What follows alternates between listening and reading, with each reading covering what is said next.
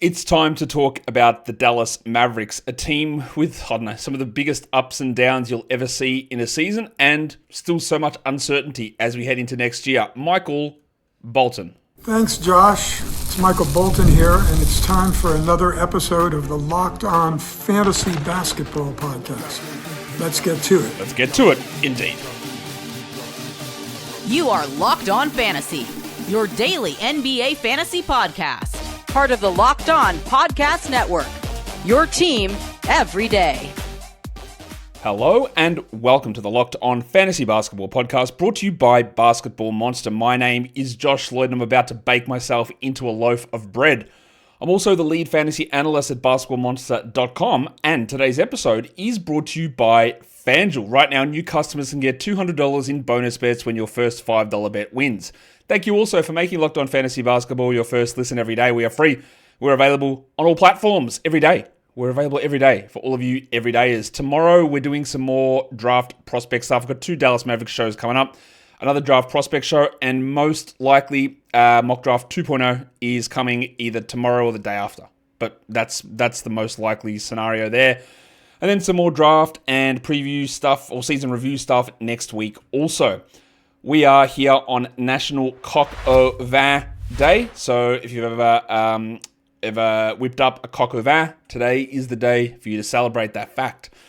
Like I said, we are talking about the Dallas Mavericks, so we might as well just get straight into talking about their season, which of course was marred, maybe would be the correct way of phrasing that, or impacted or whatever. Yeah, marred by the trading of Luka Doncic. We don't need to relitigate all of that stuff because this is the team they've got now. And they clearly didn't make the playoffs because they were in the draft lottery. They ended up with a 39-43 record. They were in the play-in. Things could have gone very, very different had Kyrie not gotten hurt and had Anthony Davis actually been available for some games for them. But in the end, it worked out for the best, I guess, because they end up with pick number 1. That is their only pick in the draft. They're going to draft Cooper Flagg with pick number 1. And I know it's easy to make the joke that Nico Harrison will probably do something stupid or trade him away. It's possible. It's not going to happen, but it is possible that he will do a lot of stupid stuff because he did a lot of stupid stuff last season. The problem with this team at the moment, obviously apart from the idiocy of trading away Luka, yes, you've got Cooper Flagg, you're going to have Cooper Flagg on the team now, but part of the reason of trading Luka was you wanted a win-now team, and your main guys are 32 and 33, and Cooper is 18. We might be just turned 19. He's incredibly young, right? He is ridiculously young. And that timeline doesn't match. It doesn't mix. You've got a guy that's best position, Cooper Flagg, is at power forward. I know some will say he's a 3. Sure, his best position is power forward. Anthony Davis wants to play power forward, and his best position is center. And you've got other centers around like Lively and like Gafford. The team just doesn't make sense. You've got the young guys in Lively and in Flagg now, and then the old guys, and one of those is going to miss the entire season if he even returns to the team. So I don't know what they're going to do. It's still a team that, I'm sure they'll make the playoffs next season. That's probably going to happen. But it's still a team that long-term doesn't really make a lot of sense. But, having Cooper Flagg helps paper over that, doesn't it? Let's talk about some of the free agency stuff on this squad. Like I said, Kyrie Irving does have a player option. He's got a $44 million player option. The expectation would be that he would opt out, re-sign with Dallas. Of course, the torn ACL, which probably gets him a return, let's say February or March, I'm guessing. He's not going to be himself when he returns, but he's going to be able to come back around that time frame. Complicates some of these decisions. I would imagine they're going to give him a max contract, but we will see. The expectation has to be that Kyrie returns and then doesn't play until, let's say, March. I think March is a fair expectation for Kyrie's return date next season. Also, Dallas Mavericks Udonis Haslem legend Dwight Powell has a player option for $4 million, which nobody is paying Dwight Powell $4 million. So I'm going to guess Dwight Powell picks up his $4 million player option and is back on the Mavs for one more go-around. Maybe he picks it up and they waive and stretch him. I don't know. He's not going to contribute on this team as their 5th-string center. But we all know that last season they needed center help, and they were relying upon guys like Moses Brown, the C-parter, and Kai Jones to play center for them. So who knows? Who knows? 2 unrestricted guys who also had to play a role for them. Dante Exum, who started the season late due to an injury and then ended the season early due to an injury. Consistent problem with Dante, and then Spencer Dinwiddie, who also had some really poor moments, but he might be needed again. I don't know if they'll bring him back. There's another guy we're going to talk about who's probably in a really good spot to have a strong first 2/3 of next season fantasy-wise, who could be their starting point guard. But again, they could do other stuff in free agency. They could bring other guys in to be that stopgap. They could trade for another point guard. But Dinwiddie, I would expect returns on some sort of league minimum deal. The guy that I'm talking about has a fully non-guaranteed deal for next season. That is Brandon Williams. He was on the two-way deal. He played extremely well. They converted it to a full-time deal. He is non-guaranteed. They will 100% guarantee that contract, so don't worry about that part of it. And you would have to think that he is likely to start for this team, I would guess. Who else is going to be the point guard? I know they went with times with Naji Marshall as the point guard, but it's probably Brandon Williams, I'm guessing, without Kyrie. And then there's Klay, and then there's Flagg and AD and Lively, and I don't know where PJ Washington fits into all of that, but it is an interesting squad that unless they do bring somebody else in, if Brandon Williams is going to get, even if he's not the starter, he's going to have to get a lot of minutes, and he will almost certainly, I don't know that yet for sure, but Brandon Williams, I'd say, would almost certainly be a draftable fantasy guy next season. I'm not sure exactly where it's going to position himself, and there's a lot of stuff to happen, but with the way things look at the moment, I would say that's a big shot. We've got two restricted free agents as well. Both of those are two-way guys who played roles last season and had their games limited by the restrictions that Nico Harrison enforced on the team through his idiotic trading. Kessler Edwards and Kai Jones. I'm not sure there's going to be a gigantic priority to bring either of those guys back, but they were serviceable when they were pressed into that additional action that they had to go through. So let's talk about some of these guys on this team and break down their seasons. Let's go firstly to Anthony Davis, who of course came across injured from Los Angeles in the Luka Doncic trade. We can argue whether he pushed himself to come back too early to mitigate the blowback from the trade and then injured himself in that game, and then I thought came back again too early at the end of the season and clearly was not himself. So his numbers are a little bit skewed overall. He is older. He's going to be 32. He had a 30% usage rate. He played 51 games. Overall, he was the 13th ranked player, but you'll notice pre-trade deadline playing for the Lakers, 8th ranked player. Post-trade deadline playing for the Mavericks, 57th. But of course, there's reasons for all that stuff. It's not that he was all of a sudden bad in Dallas, because he wasn't. It was that when he was in Dallas, he was injured in the first game, and then his minutes per game playing for Dallas were 5 minutes fewer than what it was in LA. He averaged under 30 minutes a game. He shot only 46% from the field because he just was not healthy during that time. So look, it's hard to judge that production in that way. He was the 6th ranked player in points leagues. You'll notice that the advanced stats don't love him. The DPM Delta 11th percentile, meaning one of the bigger drop-offs in the league. And I think that's fair because he was great the year before. And he was good, but he wasn't as good in this season. Most of the other stuff is pretty interesting. 91st percentile offensive load, but only 68th percentile on ball, which makes sense. They give him the ball and he finishes. He doesn't do anything. He doesn't generate. He's a very good defender. He's not as good of a defender as he has been in the past, but he's 31. This is all common sense. He averaged 25 and 12, 2.2 blocks, 78 from the line, 28% from three. So they are good numbers. Interestingly, in Dallas, he shot only 69% from the line and only 52% on twos.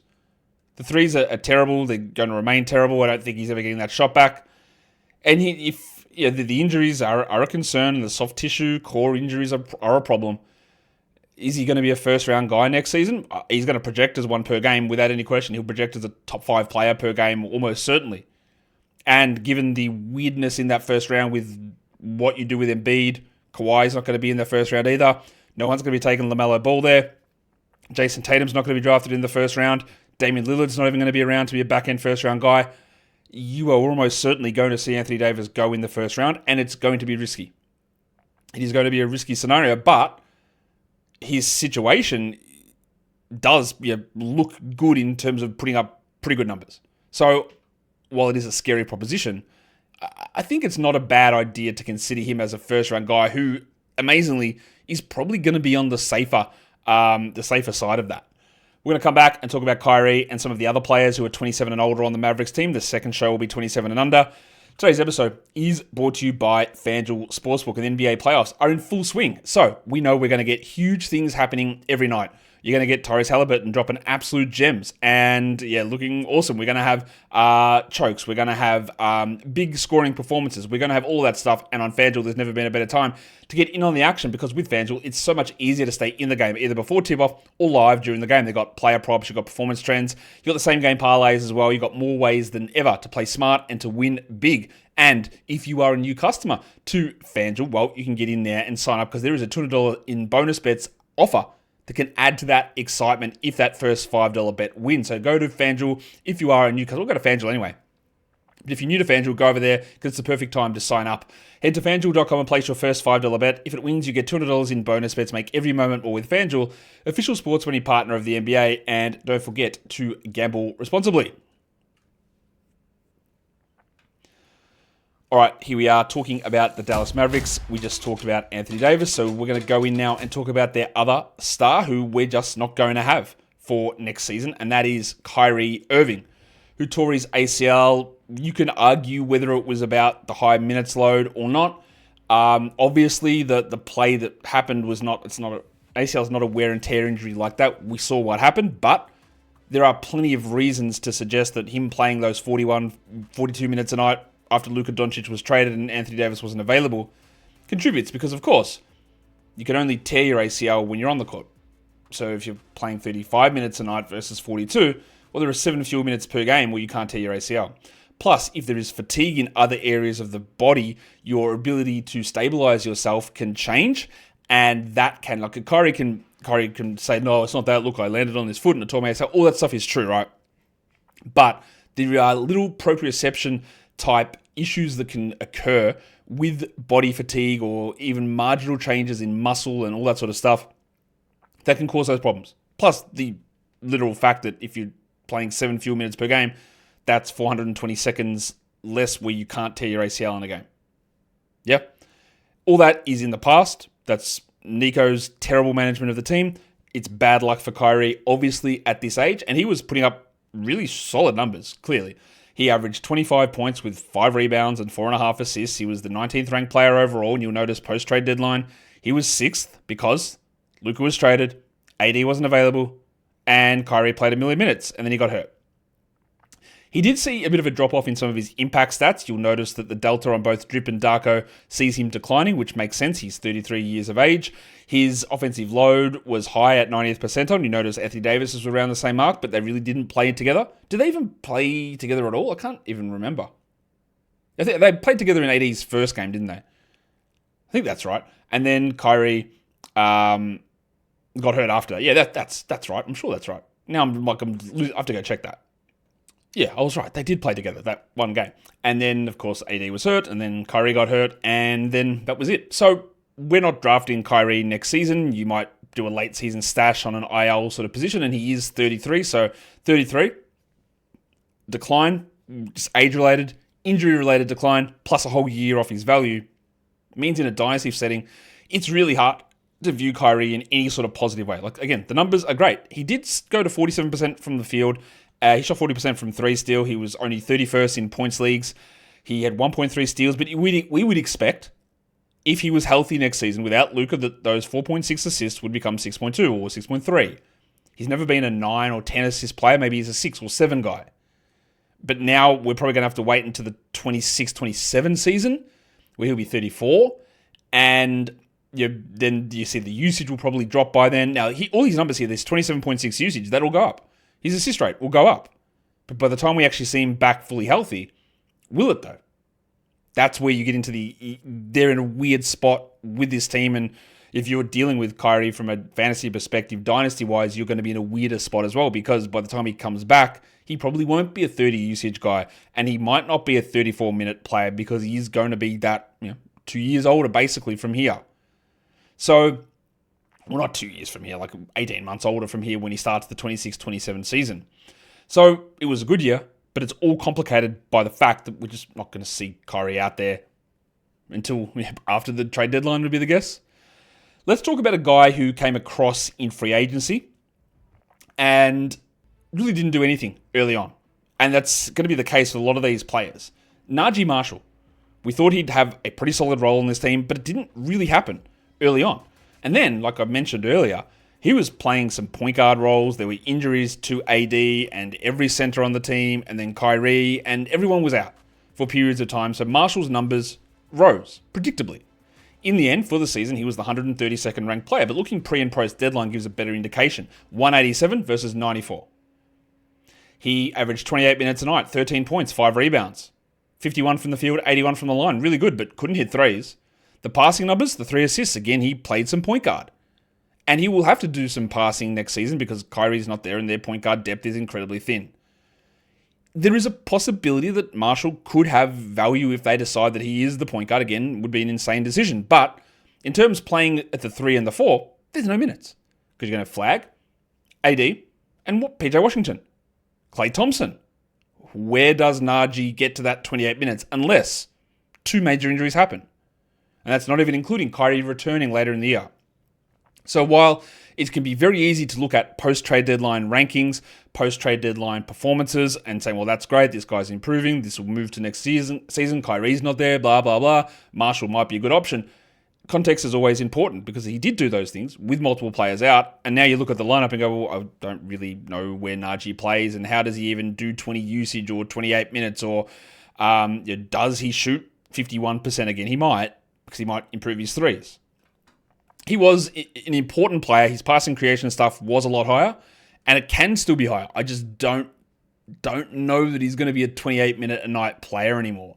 And he's 27, so he's right in his peak, so he should be doing the things that he's doing. It's just going to be harder unless there are multiple injuries happening here. And even if, like, an AD got injured, right, like next season, and that's cool, then we've got Washington and we've got Flagg and there's more for Lively and Daniel Gafford's still around. Where does Najee fit into all this? Max Christie, Klay Thompson, how does it all go together? The interesting call is going to be the point guard spot and whether Jason Kidd wants to continue to look stupid and play Najee as a point guard, which he could, I guess, because the options are pretty thin. But him getting to 28 minutes a night, Najee Marshall, and being that level of player that he was down the stretch, I think it's hard to get there, honestly.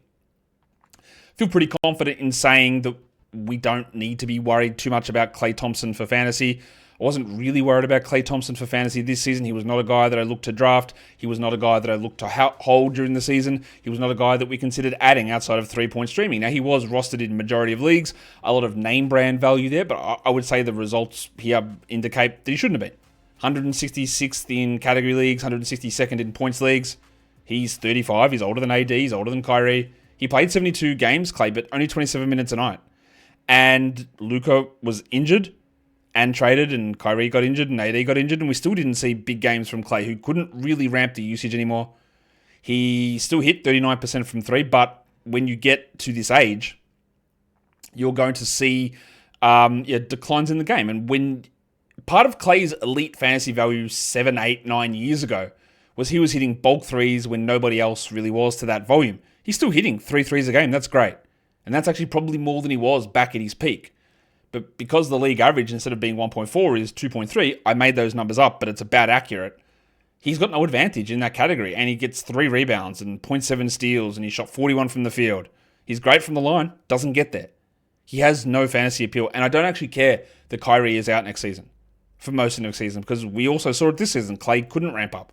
Klay couldn't play those bigger minutes. They didn't want him to play those minutes. His defense is not the level it used to be, and he's never been a defensive stat generator.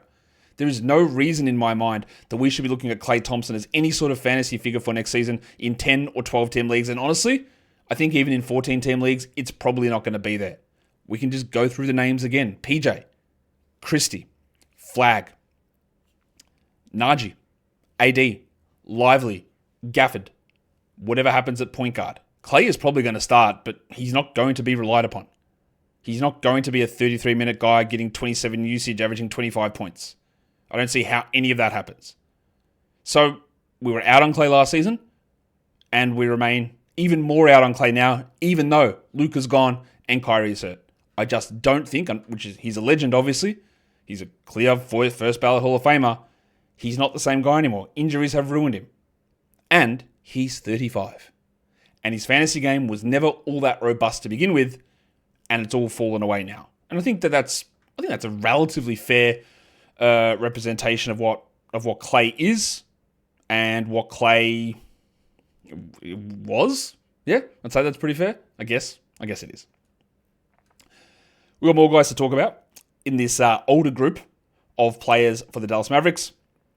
So we'll get into talking about those guys now. They are a team, again, much like when we did the Phoenix show, that they do skew older. Most of these teams I've been able to split it down the middle, 25 and older or under 25. With Phoenix and with Dallas, we've had to go to a 27. I think with Phoenix, I may have even gone older than that to get an even split between the players. Let's talk now about Spencer Dinwiddie, another one of these older guys who didn't really think we'd hear anything from Spencer Dinwiddie this season, but he was pressed into action. Luka was hurt. Luka was traded. Kyrie was hurt. Dinwiddie ended up playing 27 minutes a night. He is 32 as well. He only averaged 23 fantasy points a game, 11 points with 2.6 rebounds, that's yuck, 1.4 threes only, very low volume, and only 4.5 assists with under a steal.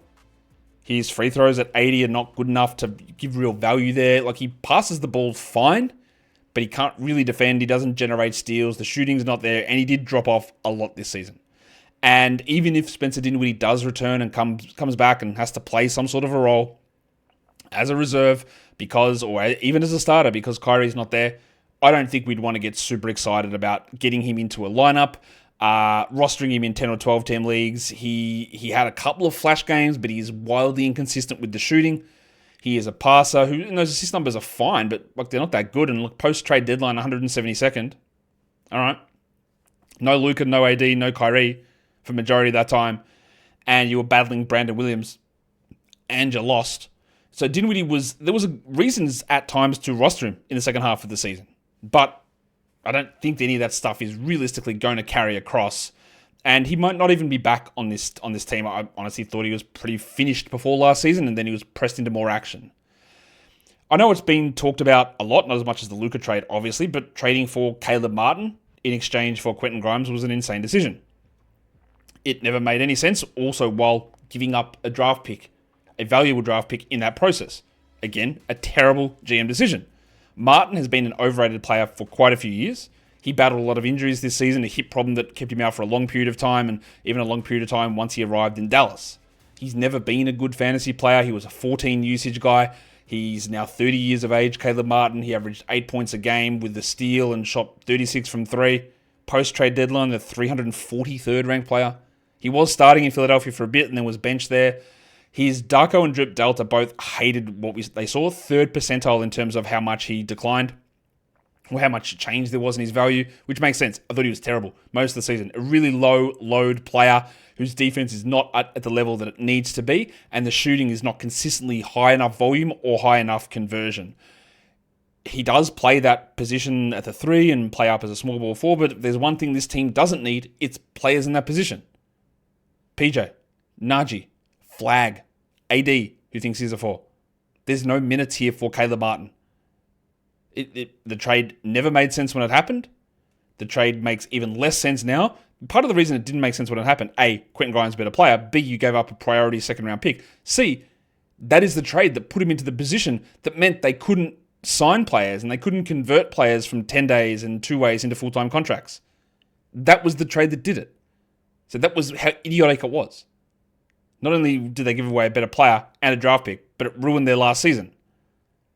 It's like, again, what are we talking about with this team? Or with these guys? It makes no sense. Caleb Martin, don't really think that there's any sort of scope here for a bounce-back season. I think that the run that he had in Miami, which was fueled again by some really hot shooting games in the playoffs and never translated to be good in the regular season from a fantasy perspective, it's just the same stuff, but he's worse now. And he's not going to have that same role. And we're not going to really see anything interesting from him. And I don't think that's anything controversial as well. Really slow start to the season because we just didn't see him until January for Dante Exum, who has had so many injuries at NBA level and then ended the season again with another injury. He ended up playing just 20 games. He played 19 minutes a game. Jason Kidd does love what he does defensively. He had a 20 usage, which is higher than I thought it would be. But overall, he just doesn't put up the numbers. He shot really well from 3 again, but like we're talking 43% from 3, but we're talking he's still only 74 from the line. He averaged under 3 assists a game. He was on ball 92nd percentile in on ball time, which is crazy to me that you'd put Dante Exum on ball that much. He is an unrestricted free agent. He is 30. He's not a point guard anymore. He's a defensive wing who can handle the ball. He's more point forward than point guard. And I guess, given the lack of options, maybe they do look to bring him back and maybe play him more at point guard. I don't think that would go well at all. And he's not a generator of assists or high-value offense. And the shooting's been good for 2 years. It is quite low volume, and I don't fully trust it yet, although it's not quite good enough, but it's a decent sample size to suggest that the work that he's done on his shooting is a real thing and he's going to be able to maintain that. There is a possibility, again, we need to see how it all works out, that Dante does come back and plays a 25-minute role and gets a lot of point guard reps and has value in like a 14 to 16 team league. I'm not going to rule that out. Like, would he be a better option than Spencer Dinwiddie? As a player, yeah. For the role that Dallas needs him, probably not. So that's, again, it's all about role and fit and requirements of what the coach and the team needs from you. So again, his best position is playing like as a 2 or a 3. And PJ, Naji, Cooper, Klay, they're all going to be in that role, and you're going to try and make Dante back into a point guard when he's not and hasn't been for a while. I don't think that's going to work out. And just for completeness, we'll talk about Dwight Powell because he's on the team.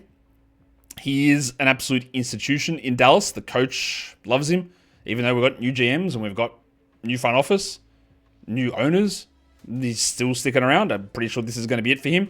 He averaged 2 points a game. He's the 5th string center here. He's 34. He had an 8 usage. He still is an incredibly high efficiency finisher, 69% giggity from the field. And I don't really know what else there is to say about Dwight Powell. One of those guys who had pretty good synergy alongside Luka Doncic, a good pick and roll guy, a guy that was generally an okay, not rim protector, but defender at times, but it's done with him. It's over. We don't have to worry about talking about Dwight Powell being, maybe we can look at him as a field goal percentage player, which we did have to do for 2-3 years ago. We're not doing that anymore, thankfully. And that is the end of talking about the older players on the Dallas Mavericks. I'm going to be back later on today to talk about the younger guys, which includes PJ Washington.